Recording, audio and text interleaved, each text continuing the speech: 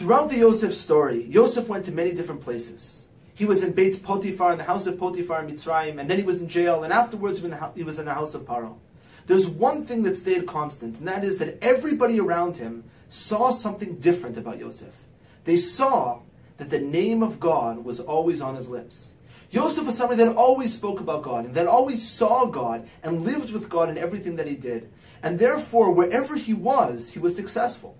And it was something that those around him saw as set Yosef apart from everybody else. And that's why they decided to set Yosef apart and make him the head of their households. That was true in Potiphar's house, as well as in the jail, and then the highest of heights in the house of Paro. Now, what was it so special about Yosef that he always saw Elokim? One of my Rabbeim, Rabbi Jesse Horn, noticed something else that was fascinating about Yosef.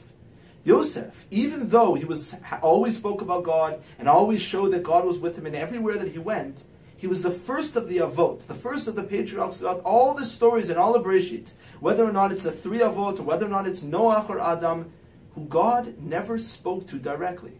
Now it's fascinating to see that, how Yosef, even though he was somebody who lived with God, he never had any conversation with God. He lived very similar to us, where very seldom do we actually have a person who speaks to God directly. Abraham, Yitzchak, Yaakov, they all spoke to God directly. So did Noach and so did Adam. But Yosef didn't. Yosef saw God in a very different way than those who came before him.